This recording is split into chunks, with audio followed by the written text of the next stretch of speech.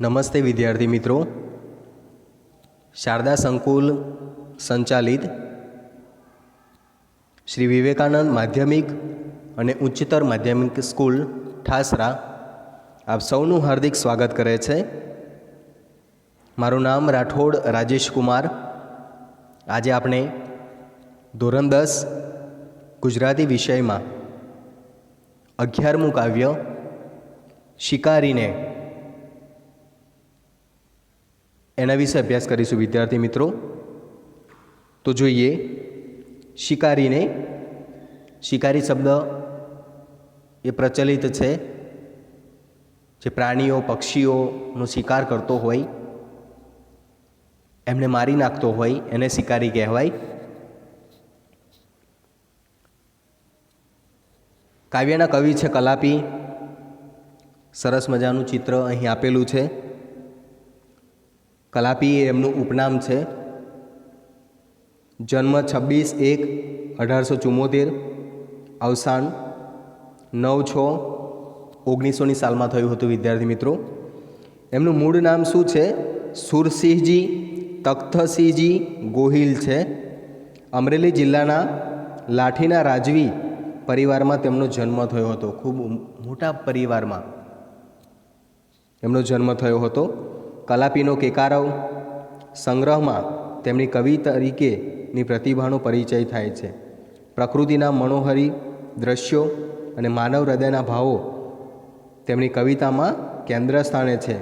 કાશ્મીરનો પ્રવાસ એ પ્રવાસ ગ્રંથ છે. એમના જે પણ કાવ્યો હોય એની અંદર પ્રકૃતિ પ્રેમ આપણને ખાસ જોવા મળતો હોય છે વિદ્યાર્થી મિત્રો. બરાબર. એમનું ઉપનામ કલાપી છે. મૂળ નામ છે સુરસિંહજી તખ્તસિંહજી ગોહિલ. પરીક્ષામાં આ પણ પૂછાઈ શકે છે વિદ્યાર્થી મિત્રો, તો ખાસ યાદ રાખજો. કાવ્યનો સાહિત્ય પ્રકાર સોનેટ છે. જુઓ અહીં આ કાવ્યમાં પ્રકૃતિ જગત, પ્રાણી જગત સાથેનું સૌહાર્દ અને સૌંદર્ય દ્રષ્ટિને આવરી લીધા છે. કાવ્યનાયક યુવાનને વાર્તા કહે છે કે તું આ સંહાર રહેવા દે. આ બધું આખું વિશ્વ સંતોનો આશ્રમ છે. વેદોની વસુદેવ કુટુંબકમની ભાવના અહીં વર્ણવાયેલી છે. આ સૃષ્ટિમાં પંખી, ફૂલ, ઝરણા બધું જે છે એકરૂપ છે. વળી સૌંદર્યનો એક મૂળગામી પ્રશ્ન અહીં એ છે કે તીરથી મારીને તો માત્ર પક્ષીનું સ્થૂળ શરીર જ મળશે, એનો આત્મા કે ગીત નહીં મળે. આ જ વાત મનુષ્યને એટલી જ લાગુ પડે છે. સુંદરતા પામવા માટે આપણે સુંદર બનવું પડે. આ માત્ર શરીરની સુંદરતાની વાત નથી, પણ સમગ્ર વ્યક્તિત્વની સુંદરતાની વાત છે. કાવ્યાંતે સમગ્ર સૃષ્ટિ તરફ અનુકંપા રાખવાની વાત કવિએ કહી છે. આ કૃતિ અનુષ્ટુપ છંદમાં રચાયેલી છે. અનુષ્ટુપ છંદ, બરાબર. છંદ પણ તમારે 10મા ધોરણમાં ભણવાના આવશે વિદ્યાર્થી મિત્રો. એ આપણે વ્યાકરણ જ્યારે પણ ચલાવીશું ત્યારે એની અંદર વિગતે ચર્ચા કરીશું. તો આ કાવ્યમાં પ્રકૃતિ જગત, પ્રકૃતિ શું છે, યુવાનને કહેવામાં આવ્યું છે, માણસને કહ્યું છે કે આ પ્રકૃતિનો તું સંહાર ના કરીશ, તું રહેવા દે. બરાબર. એને છોડી દે, નહીં તો એના પરિણામો ખૂબ જ ભયંકર હશે, એવું કવિ કલાપી અહીં આપણને સમજાવે છે. તો જોઈએ વિદ્યાર્થી મિત્રો, સરસ મજાનું કાવ્ય છે. રહેવા દે, રહેવા દે આ સંહાર યુવાન તું, ઘટેના ક્રૂરતા આવી વિશ્વ આશ્રમ સંતનું. પંખીડા ફૂલડા રૂડા લતા આ ઝરના તરુ, ઘટેના ક્રૂર દ્રષ્ટિ અહીં ત્યાં વિશ્વે સૌંદર્ય કુમડું. અહીંયા કવિ કહે છે કે રહેવા દે, હે યુવાન તું રહેવા દે, એવું ન કરીશ. આ સંહાર યુવાન તું રહેવા દે. અહીં યુવાનને પ્રકૃતિ બચાવવા માટે કવિ વિનંતી કરે છે કે હે યુવાન તું રહેવા દે, પ્રકૃતિ સાથે ચેડા ન કરીશ, પ્રકૃતિનો નાશ ના કરીશ. શું કહે છે જુઓ, ઘટેના ક્રૂરતા આવી વિશ્વ આશ્રમ સંતનું. આવી ક્રૂરતા, આ ખરાબ કામ ઘટે ન ઘટે, ઘટતું નથી, સારું નથી. આખું વિશ્વ એ સંતોનું આશ્રમ છે. વસુધૈવ કુટુંબકમ, વિશ્વ એક કુટુંબ છે. હે યુવાન, તું જે કરી રહ્યો છે, અહીંયા યુવાનને સંબોધીને આખી સમાજ સૃષ્ટિને કવિ કલાપી કહે છે, ટકોર કરે છે કે તમે પ્રકૃતિ સાથે ચેડા કરવાનું બંધ કરો, પ્રકૃતિને સાચવો, એનો સંહાર ન કરો. આપણે અત્યારે પોલ્યુશન, પ્રદૂષણ, પાણીની ગંદકી, ફેક્ટરીઓ, કંપનીઓથી માંડીને કેટલું બધું પ્રકૃતિનું નુકસાન કરીએ છીએ, વૃક્ષો કાપીએ છીએ, એ બધું આપણા માટે હાનિકારક છે. કવિ એ સંદર્ભમાં આ કાવ્ય સમજાવવા માગે છે પ્રકૃતિ જગત માટે કે આ સંહાર કરવાનું તું રહેવા દે, આવી ક્રૂરતા એ યોગ્ય નથી.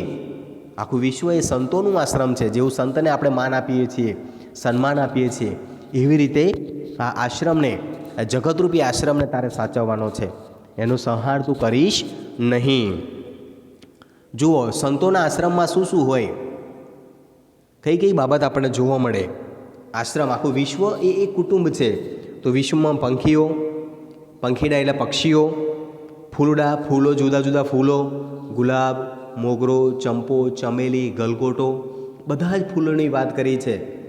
આ ફૂલો જોઈને આપણું મન એકદમ શાંત થતું હોય છે. પક્ષીઓ જોઈને એનો અવાજ, એનો કિલકિલાટ સાંભળીને પણ આપણને આનંદ થતો હોય છે. વિદ્યાર્થી મિત્રો, લતા, વૃક્ષો, બરાબર, લતા એટલે વેલાઓ, ઝરણા, પાણીના નાના નાના ઝરણા છે, નદીઓ છે, સરોવર છે, તળાવ છે, પાણી નીકળતું હોય. તરુ, તરુ એટલે વૃક્ષ, દ્રુમ, ઝાડની વાત કરી છે અહીંયા. તો વિદ્યાર્થી મિત્રો, અહીંયા કવિ કહે છે કે આખું વિશ્વ છે સંતો જેવું છે. એની અંદર પંખીડાઓ છે, ફૂલો છે, વેલાઓ છે, ઝરણા છે, પાણી જોવા મળે છે, વૃક્ષો છે. આ બધું જોઈને આપણને સ્વાભાવિક આનંદ થતો હોય છે. ઘરમાં રહીને કંટાળો આવતો હોય, આપણે બગીચામાં કેમ ફરવા જઈએ છીએ, તો ત્યાં આપણને ઠંડક મળતી હોય છે, સરસ મજાના ફૂલ જોવા મળે, જુદા જુદા ઝાડ જોવા મળે, આનંદ આવતો હોય છે, ત્યાં શાંતિ મળતી હોય છે આપણને. એટલે અહીંયા કવિ કહે છે કે હે યુવાન, તું સંહાર કરવાનું રહેવા દે. આ જે ફૂલડા છે, પંખીડા છે, એ બધાને તું એની સાથે ચેડા ના કરીશ, એને નુકસાન ના પહોંચાડીશ. જો એને નુકસાન પહોંચાડીશ, બરાબર, ઘણાને એવી ટેવ હોય છે કે આપણે ચાલતા ચાલતા જતા તો ફૂલ તોડીએ, પાંદડા તોડીને નીચે ફેંકી દઈએ. એ બાબત સારી નથી. કોઈ છોડને ન કાપવું જોઈએ, કોઈ વૃક્ષને ન કાપવું જોઈએ, એના પાંદડાને પણ નુકસાન ના પહોંચાડવું જોઈએ. વિદ્યાર્થી મિત્રો, જેનાથી આપણને નુકસાન થાય, આપણા સમાજને નુકસાન થાય, એવું કામ ક્યારેય ન કરવું જોઈએ. ઘટેના ક્રૂર દ્રષ્ટિ અહીં ત્યાં, વિશ્વ સૌંદર્ય કુમળું. આવી જે દ્રષ્ટિ છે તારી, એ સારી નથી. બરાબર, આખું વિશ્વ એ કુમળું છે, આખું વિશ્વ એ સુંદર છે. વસુધૈવ કુટુંબકમ, બરાબર, એવું કહેવાય છે કે જેવી દ્રષ્ટિ એવી સૃષ્ટિ. આપણામાં સારું હશે તો આપણને બધું જ સારું દેખાશે. આપણે સારા હોઈશું તો દુનિયા આપણને સારી લાગશે. પરંતુ આપણી આંખોમાં જો કમળો હશે તો બધાને પીળું દેખાશે, બધું જ પીળું પીળું દેખાશે, કંઈ સારું જોવા નહીં મળે. વિદ્યાર્થી મિત્રો, બરાબર, એટલે આ સોનેટમાં કવિ કહે છે કે હે યુવાન, તું આ સંહાર કરવાનું રહેવા દે, પ્રકૃતિને નુકસાન ન કરીશ. આ ક્રૂરતા, આ નિર્દયતા, બરાબર, યોગ્ય નથી. આ તો વિશ્વ છે, સંતોનો આશ્રમ છે, આશ્રમ જેવું છે વિશ્વ. ત્યાં પંખીઓ, પક્ષીઓ, પ્રાણીઓ, વૃક્ષો, લતાઓ, ઝરણા, આ બધું જ એક થઈને રહે છે, બધું જ જોવા મળે છે, જે આપણી આંખોને ઠંડક આપે છે. આવી દ્રષ્ટિ, આવી ક્રૂર દ્રષ્ટિ રાખવી એ આપણા માટે અને આપણા સમાજ માટે, આવનારી પેઢી માટે પણ યોગ્ય નથી. આ વિશ્વ એક સુંદર બગીચો છે, સુંદર કુમળું ફૂલ છે, એવું અહીંયા કવિ કહે છે. આગળ જોઈએ. તીરથી પામવા પક્ષી વ્યર્થ આ ક્રૂરતા મથે, તીરથી પક્ષી તો નાના કિંતુ સ્થૂલ મળી શકે. અહીંયા કવિ કહે છે તીરથી પામવા પક્ષી, શિકારી, બરાબર, પક્ષીને મારવા માટે તીર છોડે છે, બરાબર, તીરથી નુકસાન પહોંચાડે છે. પરંતુ અહીંયા કવિ કહે છે કે તીરથી તો વ્યર્થ એટલે નકામું, ફોગટ, ક્રૂરતા, મથે એટલે કરે છે, મથામણ કરે છે, કામ કરે છે. તીરથી પામવા તું વ્યર્થ મહેનત કરે છે. કેમ? તીરથી તો પક્ષી તો નાના કિંતુ સ્થૂલ મળી શકે. સ્થૂળ એટલે નિર્જીવ શરીર, સૂક્ષ્મ નિર્જીવ શરીર મળી શકે. પક્ષીને મારવાથી તો ફક્ત તને એનું શરીર મળશે, પરંતુ એનો જે આત્મા છે એ તને મળી શકશે નહીં. પક્ષીનો શિકાર કરવો, નાના પક્ષી, નિર્દોષ પક્ષી કેવું લાગે આપણને? અત્યારે ધીમે ધીમે સુધર્યા છે બધા, નહીં તો પહેલાં બહુ શિકાર કરતા હતા. રાજાઓ પણ શિકાર કરવા નીકળતા હતા, પક્ષીઓને મારી નાખતા હતા, પ્રાણીઓને મારી નાખતા હતા. નિર્દોષ પ્રાણીઓ, જેમનો કંઈ વાંક નથી, જેમનો કંઈ ગુનો નથી. તો અહીંયા કવિ કહે છે કે તીરથી તું પક્ષીને તો મારી નાખીશ, એનું શરીર તને મળશે, પરંતુ એનો જે આત્મા છે એ એનાથી પણ પવિત્ર છે, બહુ સુંદર છે, એને તું પામી શકીશ નહીં. આત્માથી જ પક્ષી સુંદર દેખાય છે. મનુષ્યનો આત્માને પણ અહીંયા કટાક્ષ કર્યો છે કે બહારથી તો બગલા પણ ધોળા દેખાય છે, પણ અંદરથી કેવા કાળા, એમનું જે માંસ છે કાળું કાળું નીકળતું હોય છે. બરાબર? તો બગલા તો ધોળા હોય છે, માણસો પણ એવા રહેલા છે કે બહારથી સારા દેખાય પણ અંદરથી ઘણા મેલા હોય છે. તો અહીંયા કવિ કહે છે કે પક્ષીને તું મારી નાખીશ તો તને એનું શરીર જ મળશે, એનો આત્મા તું પામી શકીશ નહીં. પક્ષીને પામવાને તો છાનો તું સૂણ ગીતને, પક્ષી તેના પ્રભુ સાથે હૈયામાં મળશે તને. પક્ષીને પામવા માટે છાનો, છુપાઈને, તું સૂણ ગીતને, એનું જે ગીત છે, એનો જે ટહુકાર છે, એનો શિકાર કર્યા વગર તું પક્ષીને તારે સાંભળવું હોય, તારે જોવું હોય તો એક જગ્યાએ એક વૃક્ષ પાછળ છુપાઈને, ઝાડીમાં છુપાઈને જો એ શું કરે છે, કેવું સરસ મજાનું ગીત ગાય છે, કેવું ટહુકા કરે છે, કેવું કિલકિલાટ કરે છે. તો એને માર્યા વગર પક્ષીને શાંતિથી એના આનંદને માણવો જોઈએ. પક્ષી તેના પ્રભુ પાસે હૈયામાં મળશે તને. આ પક્ષી તો એ તને હૈયામાં મળશે. ભગવાન ને પામવો હોય, તારા હૃદયમાં એ પક્ષીમાં ભગવાન રહેલા છે.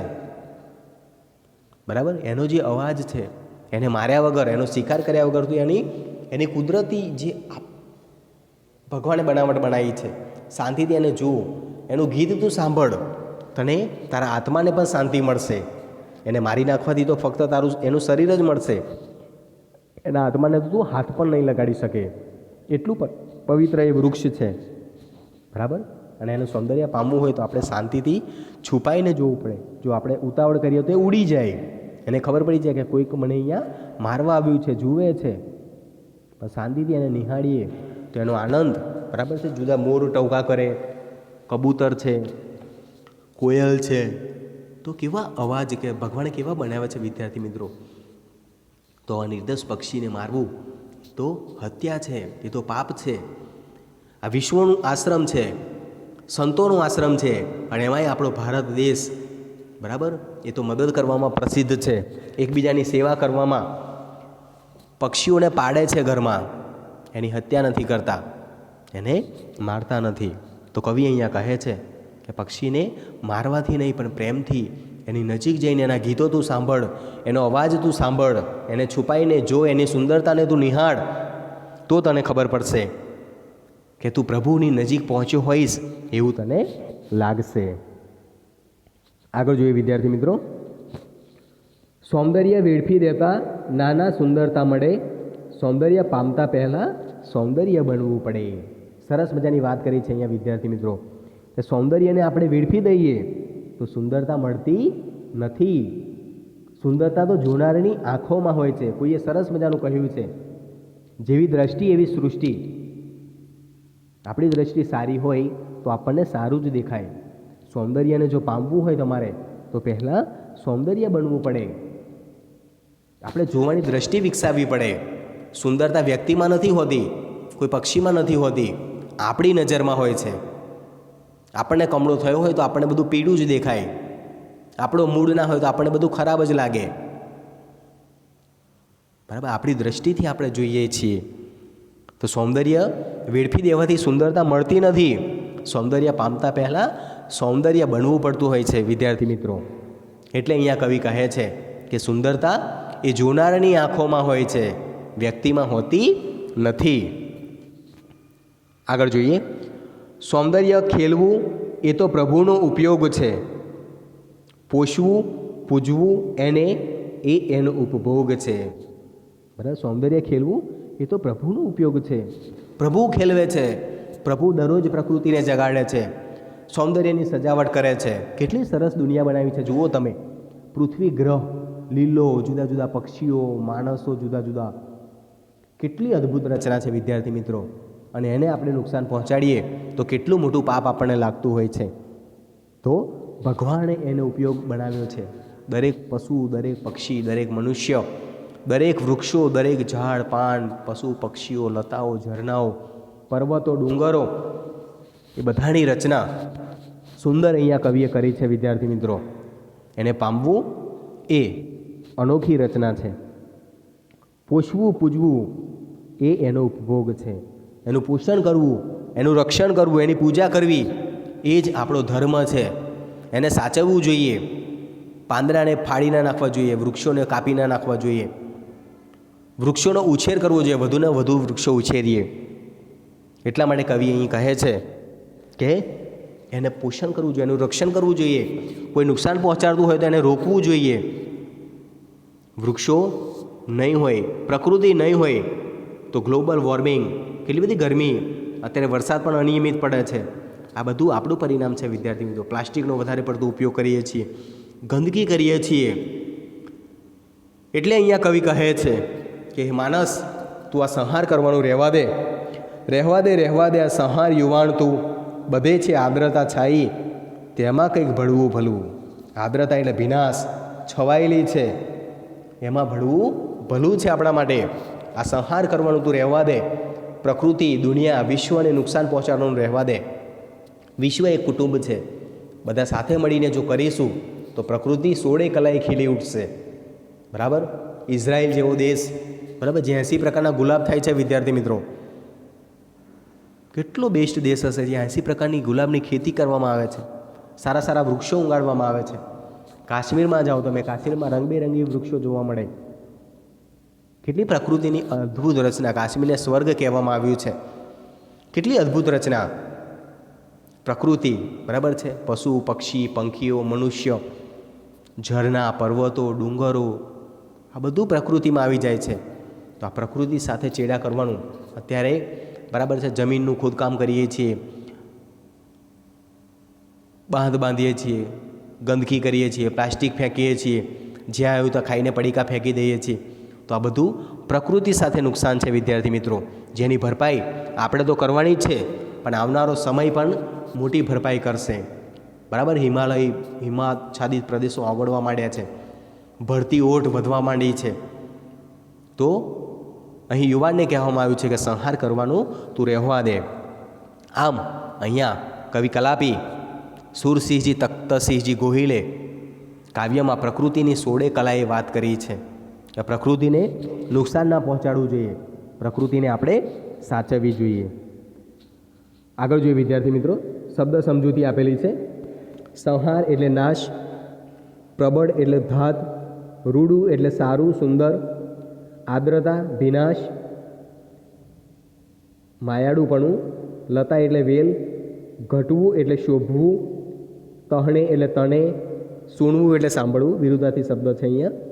સંહાર તો સર્જન, સ્થૂળ તો સૂક્ષ્મ, કોમળ તો કઠોર, આદ્ર એટલે ભીનું, અને વિરુદ્ધાર્થી કરીએ તો શુષ્ક થાય. આમ આ કાવ્યમાં પ્રકૃતિ વિશેની સમજ તમને સારી એવી ખ્યાલ આવી ગયો હશે વિદ્યાર્થી મિત્રો. કાવ્યના આધારે કાવ્ય લખી દેજો. કવિ પરિચય, પ્રશ્નોના જવાબ તમારે તમારી નોટમાં લખવાના રહેશે વિદ્યાર્થી મિત્રો. Thank you.